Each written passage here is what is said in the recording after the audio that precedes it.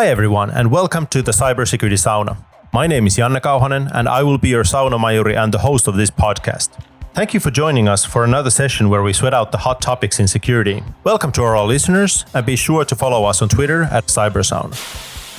Vulnerability reward programs, or bug bounties as they're better known, are hacking competitions that offer cash prizes for finding exploitable vulnerabilities in a website, application, or device. They crowdsource security expertise to address vulnerabilities in products or services before they're exploited by attackers, and they're a great way for white hat hackers to make some money. Today we're joined by Intigriti's head of hackers, Inti De Ceukelaire, a bug bounty expert that connects organizations with the ethical hacking community, and WithSecure CISO Erka Koivunen, to talk about how encouraging people to hack a company's products and services can actually help improve security. What is a bug bounty program and how does it work? Well, a bug bounty program is a way for companies to reward cybersecurity researchers for reporting vulnerabilities. You also have a version where you don't give any rewards. That's called a vulnerability disclosure policy, essentially just a policy that says, if you found a vulnerability in one of our systems, here's a way to report it. And it's become increasingly popular, and so popular that many organizations have started to actually also give rewards. So incentivize these people to find cybersecurity vulnerabilities in their systems. And that's just getting increasingly popular as so many platforms have established because of that. Yeah, I understand it's been a real problem that when people find vulnerabilities, they don't know there's no clear way to report them to the company. Oh man, I've been there so many times. I've been doing this for over 10 years, and luckily I've seen it evolve and it's getting better. But 10 years ago, what sometimes would happen is that you just, as a consumer, you stumble upon a vulnerability. You're not even hacking, you're just using an app, and you're a cybersecurity specialist, so you know what's up, and you see something that is absolutely not right. You try to contact a company, but first you would maybe go to customer service. And these people, they're trained to defer any mentions of hacking because they will think you're trying to phish them. So you're getting ignored over there. And it can be very frustrating. So I would encourage any organization, even if you don't want to do bug bounty, just to have a policy in place. That's step one. Adding to that, having a bug bounty or a disclosure program will make it kind of legitimize the act of finding the vulnerabilities, so that you would not end up being sued by the company that you're sending these reports to. That used to be something of a big problem. And I hear that some organizations are quite outright hostile still. Yeah, when you report a vulnerability, they're like, Are you threatening us? Yeah, and you probably have hacked us already, so they send the police or lawyers. It's not only a way to reward researchers, but also to make it safe space to discuss and even have the researchers approach the organization. So they come in many shapes, but they really want to make it easy for the reporters and the organizations to discuss on a mature adult fashion of the. Okay, so now we have this channel through which researchers can report vulnerabilities. Why would a company, what are the benefits for the company of having that? Do they get meaningful results out of these programs? I would say yes, because especially if you're doing bug bounty, the way how such a reward would be calculated is based on the severity score. So if you as a company are like, this is just the best practice, thank you for mentioning that to us. You can maybe send over a t-shirt or just send over your thank you. But you have companies nowadays paying hundreds of euros, even thousands and hundreds of thousands of euros for legitimate cybersecurity vulnerabilities that would threaten their entire business. Last week, I've seen a friend of mine that found a vulnerability in a very popular blockchain network. I'm not entirely sure what he found, but it must have been very critical to them because he was rewarded $100,000 for one vulnerability. And it's apparently just worth to them.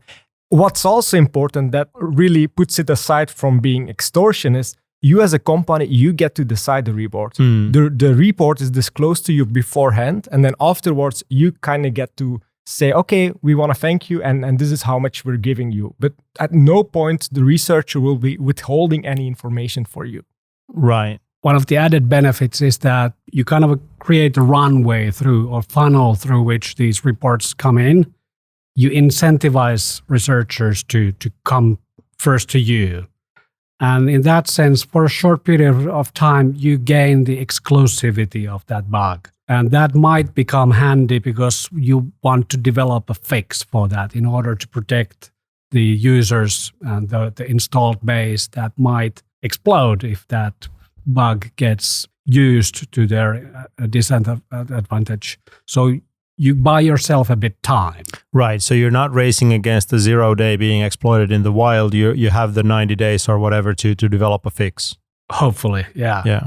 And of course, the criticism, of course, is that some organization might be seen as playing the catch and kill game where they take in the reports, they pay out, and they demand that, don't tell anything. And they might not fix the bugs, or they might produce some lame-ass attempt at fixing it. If it's an architectural bug, it might be a big thing that they only want to address in the upcoming features and stuff like that. So you might criticize that aspect also gives strong incentives for the companies that have these bug bounty programs. That's an interesting perspective because I think you could also argue the same with pen tests. I bet that during penetration tests, people would see a lot of shady stuff. They deliver the report and then afterwards, they don't really know what will happen with it. It's an interesting thing because as a researcher myself, I found a couple of widespread configuration flaws, which I sometimes think is even more dangerous than a 0 day. A 0 day is just, it's a vulnerability in a product. It can be patched. And then you have organizations like Google Project Zero who will just say, okay, after 90 days, if it's not resolved, we will publish that. That's not the case with bug bounties. But the thing with configuration flaws is that they're so widespread that not only you as a company are affected, and eventually a blog post will come there. And I see it almost as a subscription to information. What you do with that information is entirely up yourself. I've seen so many companies only dealing with it after it has become widespread. And then it's like a missed opportunity because they knew beforehand. And configuration weaknesses are, logistics point of view, also they are painful because the software vendor might not be in a position to do anything about that. So it's the end users, again, who would need to take action. And established way of announcing bugs is that you have something of a hot fix or patch to accompany that. And many organizations might not issue security advisories based on the configuration or kind of a bad defaults. What are the actions when somebody reports a vulnerability? What do we do? First, we need to understand what's the claim in the message. Like, I found a vulnerability, or I claim that it's a vulnerability by doing this and that. And it manifests in this and that fashion. So we need to decide whether we're even able to replicate that, or was it a one-off situation, whether that's a vulnerability as we understand it. Sometimes we find bugs that are not security issues, so we don't label them as vulnerabilities. And after that, we need to understand where in our code is it, who is responsible of that, how many teams would need to take a look at that, and are we even able to fix it? So that's roughly the initial phase of understanding and triaging those incoming reports. Does that sound like a fairly typical process? Yeah, from our side, it's quite the same actually. Of course, we have a lot of metrics to also define like who can access a program and who can report. You can have your program open to the whole world or only to people, for example, that have a proven track record. I think it can be very valuable as well to have a third party to kind of have a look at the bugs as well and to kind of give their assessment. I think a mistake a lot of companies that host it themselves that I've seen them to make is that they see a researcher name pop up and they just know, okay, they've been sending in a lot of false positives.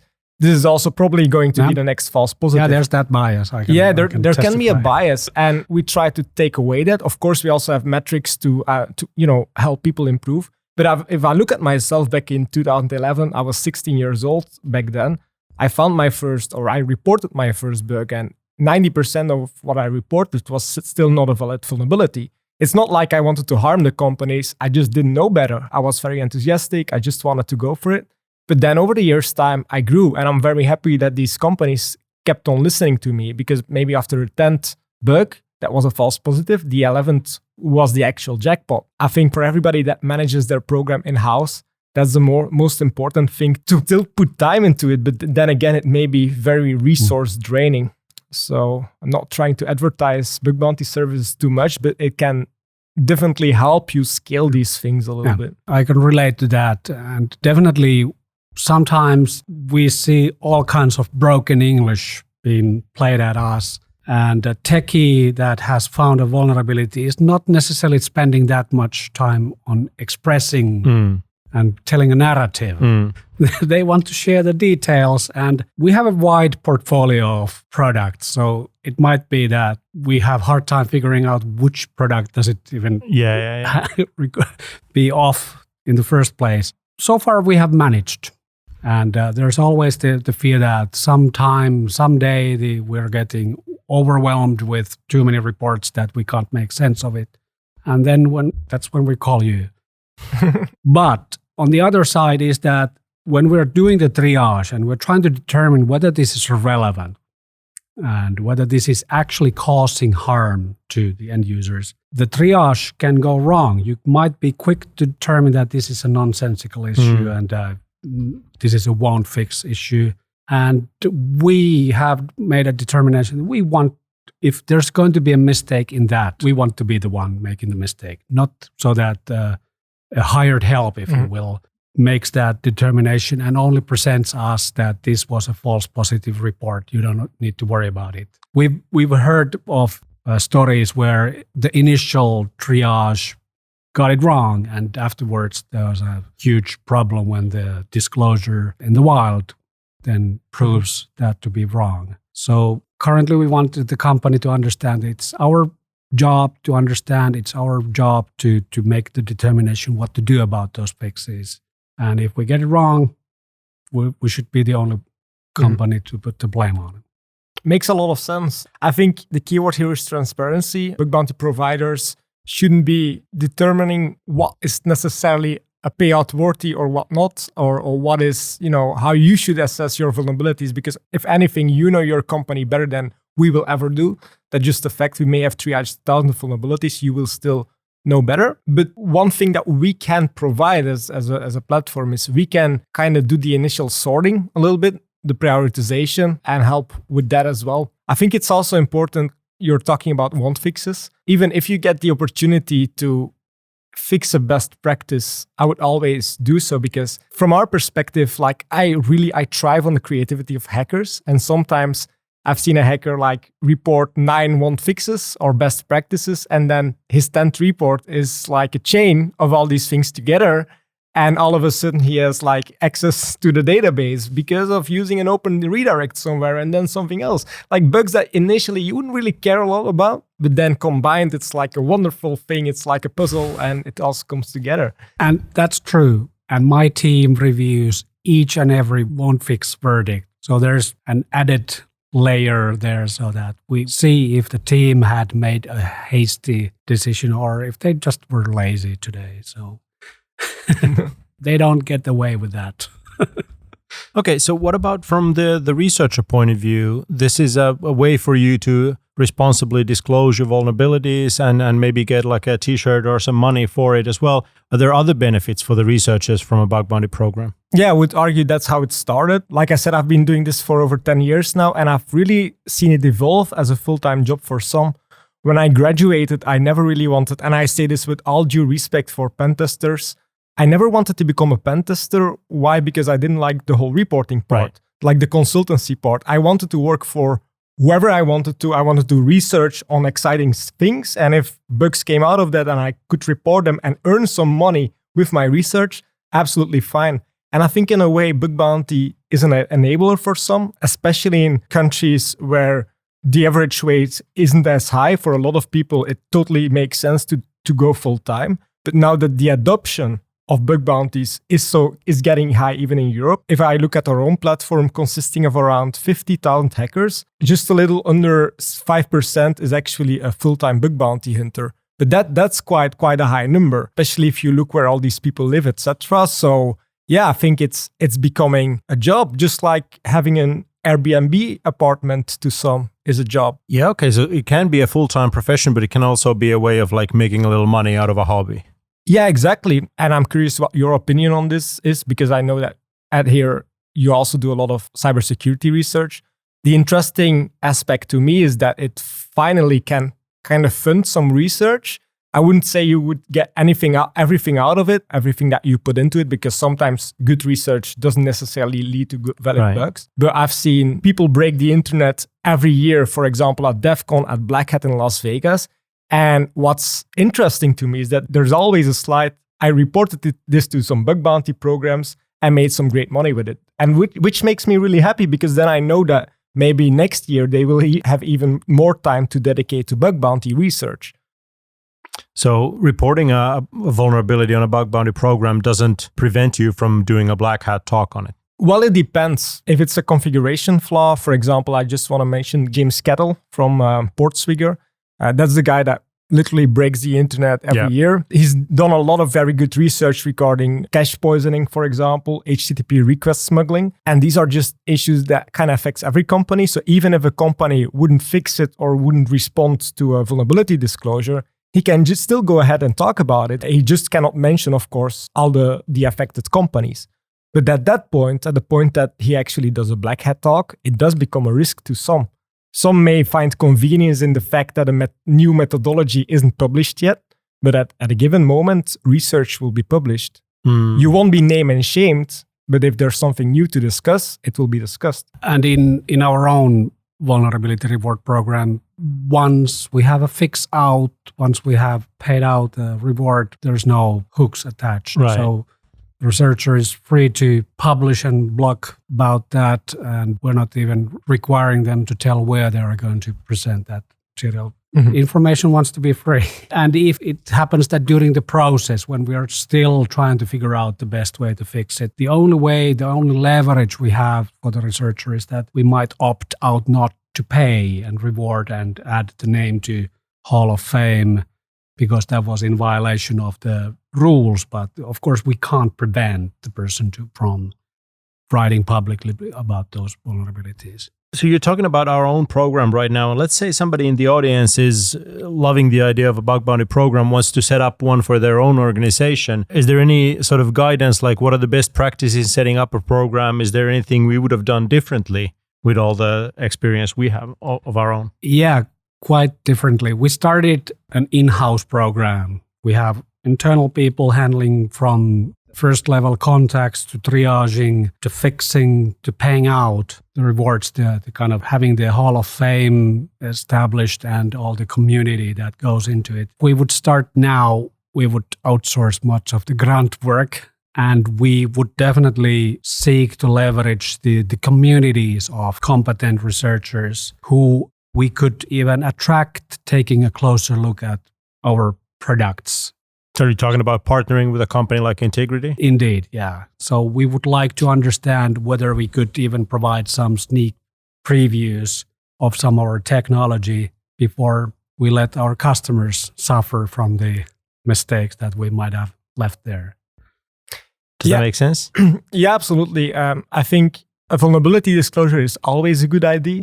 A bug bounty program, I would mostly recommend to companies that are maybe a little bit more mature, that maybe have already done their first pen test. So kind of the low-hanging fruit is gone. Well, that was going to be my question. Like, does this sort of replace your own pen testing or supplement it, or what's the relationship between the two? No, it doesn't. No, I think we both agree that it doesn't replace pen testing, right? So what's the relationship between the two? I think it's the nice layer on top. Of course, in a pen test, you're limited. And you have 5 days maybe, and then 2 of these days will maybe go into writing a report, depending on which company you work for. And that's it, really. And pen tests are good for compliance. It's very good to know that somebody actually looked at it and checked for very certain bugs, but it will not catch everything. And that's what I really like about Bug Bounty. I've been working on certain programs, Bug Bounty programs, for over 5 years now. And right now, I'm finding the most interesting bugs after 5 years. That's not something that you have with a pen test, because you fill in the report and there it stops. And maybe next year they will hire you again for a pen test or not. And I think that's very much the added value there.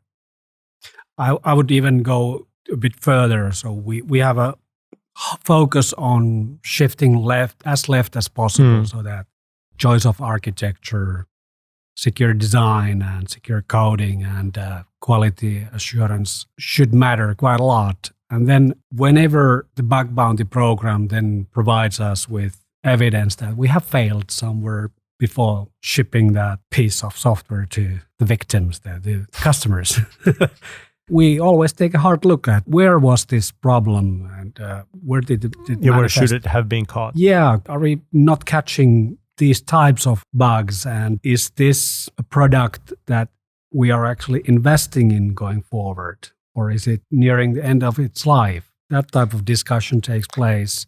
So we use this as a kind of a additional feedback mechanism of our software quality. It can be a good reality check, I would say. I've seen many systems also getting deprecated, especially like on legacy programs that have just a lot of scope, because that's also really the added value. We have a couple of brands with thousands of subdomains. I mean, you don't usually just cover that with a pen test with an ethical hacker community. You can do so with a crowd, but then it's sometimes funny. You're submitting this report and it's really bad, and then next week you just see that the host goes down and never comes up anymore, and then you just know, okay, they just made a decision because of my report to pull the plug. So it can be quite impactful. Something I did want to mention regarding bug bounty platforms, because I'm not quite sure if it's clear what they then do, is, I mean, you already briefly touched upon it. There's a lot of things you can outsource. I would recommend a bug bounty program to the mature companies, but then still, if you want to do payouts, that may sound easy, but there's the whole legal and tax aspect to it. If you want to do a payout in the European area, maybe that will be okay, but the moment that a payout needs to go to Japan or Nepal or something somewhere in South America, it starts to get really complicated. So that's what we do. We kind of make sure that these payouts can go through. We do a bit of the triage as well. So we validate all the incoming vulnerabilities to make sure it's okay. And then we have a lot of communities. And I don't say one community. We have 50,000 hackers in total.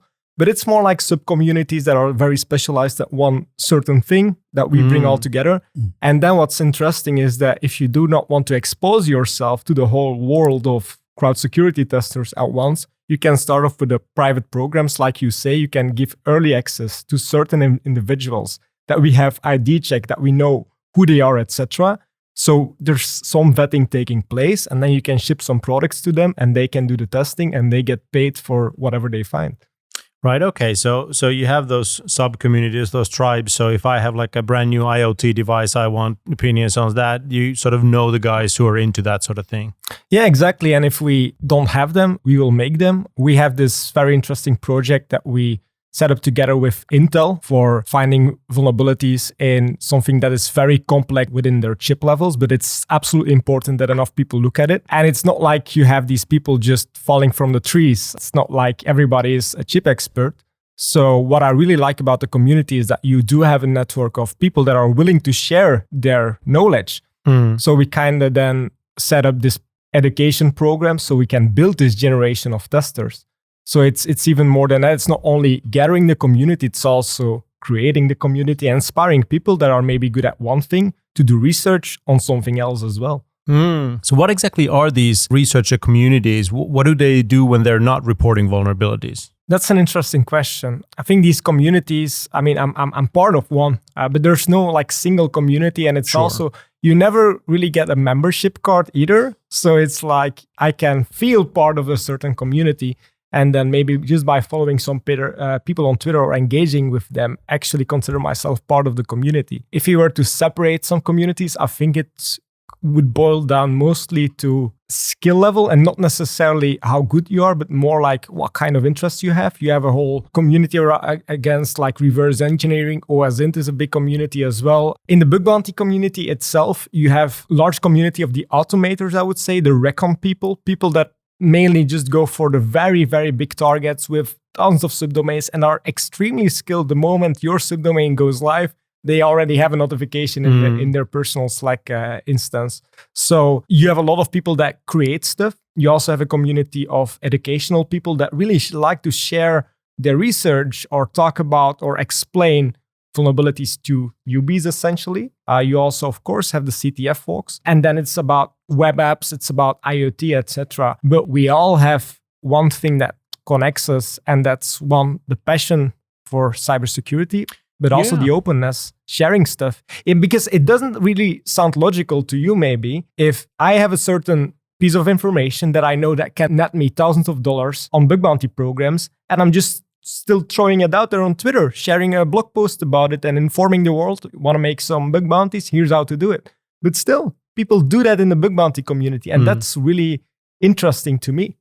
Absolutely. Also, I would have thought that there would be people who sort of have like a pet technology or maybe like a technique, and then they're seeking to apply that. Like IoT devices are my jam. Every time I see a bug bounty about an IoT device, I'm going to look into it or something like that. Does that happen at all?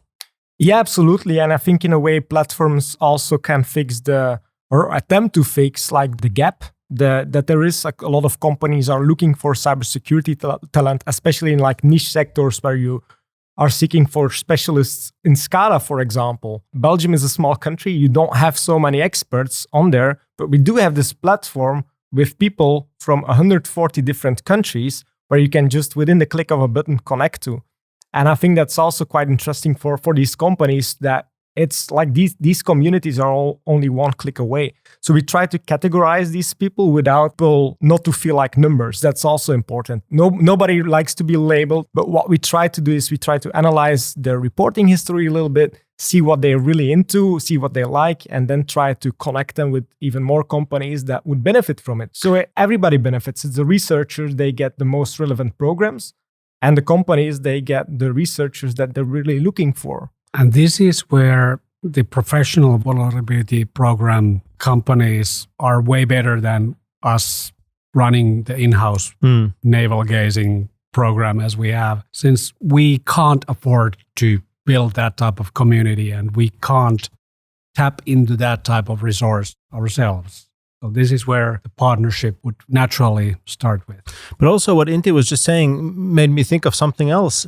Erka, do you think that you'd ever respond to somebody's reporting a vulnerability? You'd be like, well, this is actually a nice vulnerability. Well, you know, good job finding it. Your write-up was pretty decent. Here's a t-shirt, and how would you like to work for the company? Yeah, that should be the standard course of action when we have these brilliant reports. As you probably know, we are doing pen testing and we're doing security research on third-party products in our assignments. And sometimes we find bugs as a result of that, and we report these to bug bounty programs should the client permit us to do so. So that type of talent is sought after internally as well. It's the best job interview you can have. Just report a critical vulnerability in a company and they will be all ears. Some researchers use it as their resume. It's like if you're 18 years old and you can already prove that you have found a vulnerability in Facebook and Google, that's quite a big advantage in your CV. And in those situations, the potential employer will not be only interested in the technical merits, but also the behavior side.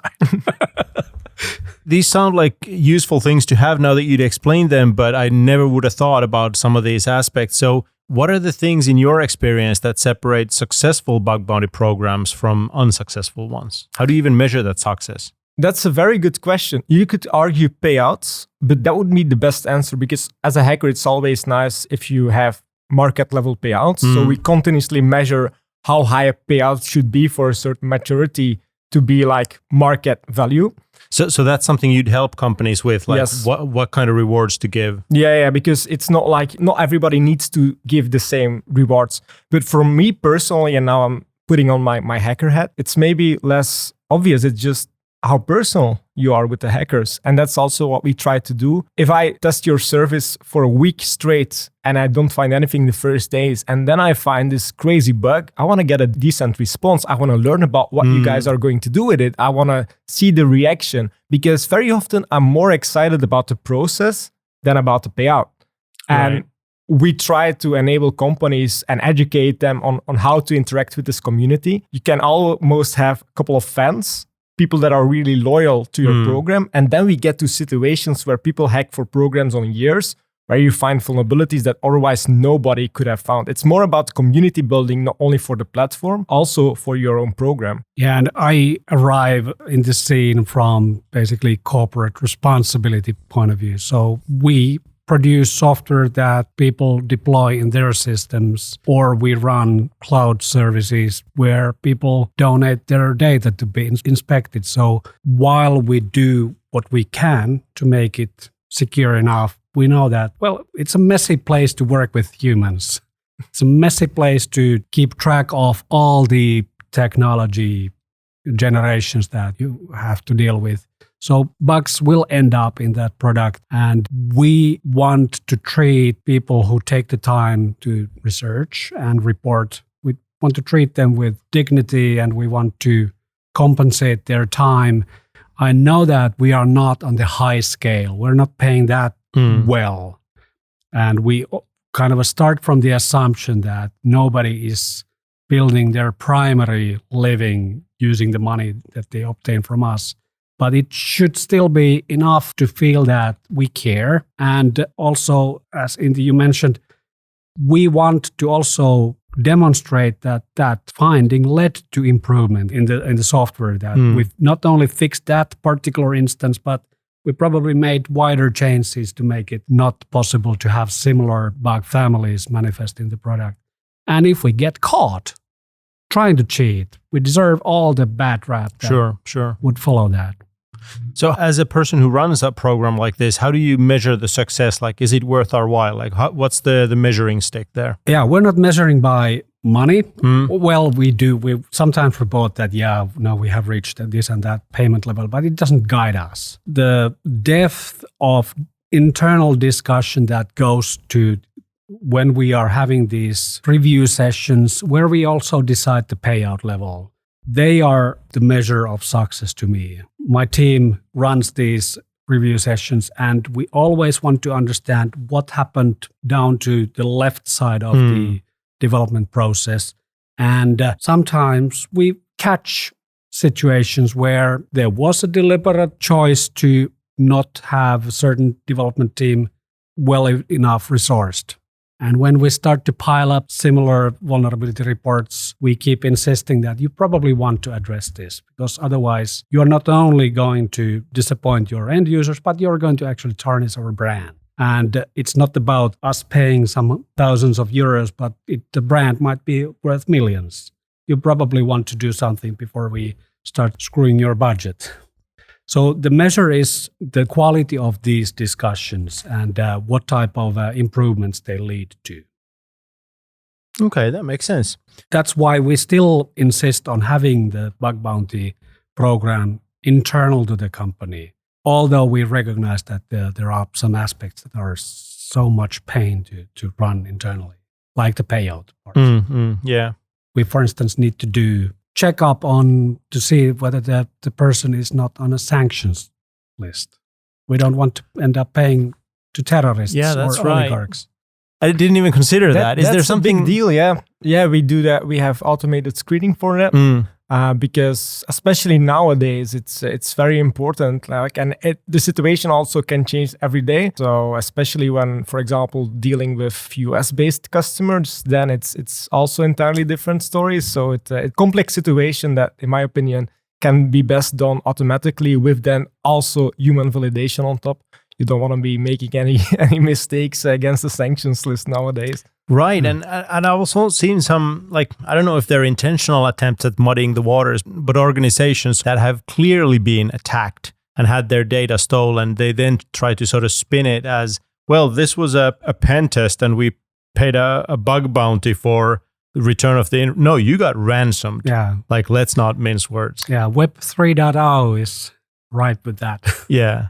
Yeah, and it also makes me angry a little bit, because me as a bug bounty hunter, if I see that we're being put on the same line with plain criminals, it's not fun. No. It's like you would compare pharmacists with illegal drug dealers. Yeah.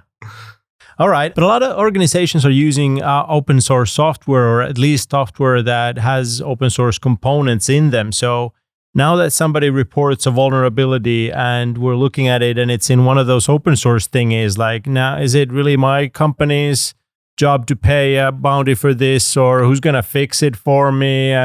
It's not only limited to open source. We have some proprietary third-party components that we use under a license. And it is quite clear to us, if it's part of our delivery, it's our fault. Right. We pay out. Yeah. We then discuss with the license owner whether they should perhaps start fixing their upstream to begin with and whether we get compensated. But that doesn't have to be visible on the outside. Right. Or if your organization is using an open source component and there's a vulnerability, like maybe you pay for using the open source component by contributing to the project. Exactly. Yeah. So for the proprietary components, we can have a commercial discussion with the open source community. Pull request. If we're not contributing to the fix ourselves, I guess we don't have that much luxury of complaining about it. Right. And if we are using the component as is, when we are producing the fix for our own purposes, why not let everybody else enjoy that as well? Sure. We even see companies proactively sponsoring live hacking events that we then organize for open source repositories that are used throughout their whole organization. So that's quite an interesting dynamic. They're inviting hackers over, we're flying them over, all to look at this open source set of open source repositories that isn't even their code, but they still very much care because they've seen Log4j. And they know that like a vulnerability is a vulnerability. It doesn't really matter who wrote the code, right? If you're getting hacked because of it. Right. So if there's like a library or a component or something that just shows up in your SBOMs all the time, then maybe spend a minute to make sure that it's okay. Yeah. Was it Google who introduced this OSS VRP program? So they recognized that a number of upstreams, open source components that go into their own deliverables, they would deserve not only be inspected, but also whoever finds bugs in those should get a reward. And that's like, it's cool that you mentioned Google open source. Like for the listeners that are not aware of it, a couple of weeks ago, Google, except for only paying for their own assets, they decided like, okay, here's a list of repositories that we own or that we use quite frequently, and now we're also going to pay bug bounties for that. I saw that. The moment I saw that, I had 1 or 2 hours left, and I was like, okay, let's try this out. I found a vulnerability, reported it, it's already been paid, but now that vulnerability resulted in multiple bugs because other vendors, commercial vendors that are open source, also didn't think of the issue, and they made the same mistake. So in a way, you find a vulnerability first, and then it's just like, oh, but I know so many other companies that may have made the same mistake or used the same implementation. And then it's like collecting some extra cash here and there. It's like, who am I going to target next? So that's a very interesting perspective from a hacker. Right. So as a researcher, you found the vulnerability once, and then you get paid by every single person using it. It's like a money cow, money move. And we see that as well. So we might actually get one of these researchers doing the round robin for every manifestation of that bug. And we're just happy that we've been approached so that we become aware of that issue. So it sounds like you have had pretty positive experiences. Would you recommend companies, like what kind of companies should have a bug bounty program? Well, if you're professionally producing software that others depend on, you probably want to have a mechanism to at least have the disclosure element of it. And when the volumes become high enough and steady enough, why not also provide that type of a payout mechanism? And as I already noted, we have the internal review sessions. There's also an added element to it. We don't have a budget for paying out. My team doesn't pay for anybody's bugs. Right. It's the product owner who ends up footing the bill. And if they haven't budgeted for those, they better have their left side of the equation in good shape. So we're going to put the pain where it belongs to. Right. So the product owner, one way or another, you're paying for security. So that helps drive good business discussions. It turns the technical bug into a business issue. Right. So that helps in having a mature discussion about the whole life cycle of the software security. So if you care about security, if you care about quality, if you care about the people and organizations using your deliverable go for bug bounties. Mm-hmm. I've even seen organizations set up an internal bug bounty program. So like you say, the product owners would pay, but then the game was also, if you can spot a bug in somebody else's product, respectfully, of course, you can also earn your money back or earn some extra. Like I've seen organizations actually like where it resulted in an extra bonus at the end of the month for the person who found it. I've also seen organizations that said, okay, for each product team, you're just getting the money and you can do something nice with it. You can go to a restaurant together and have some fun. And it's quite a game. There's some caveats to it. You don't want to create a toxic environment where people introduce bugs deliberately, but there's way around that. And when set up successfully, it can be an amazing tool. Yeah. And we're running internal bug bounty as well. And if you are contributing to that code, you are not eligible. Well, no, sure. Yeah.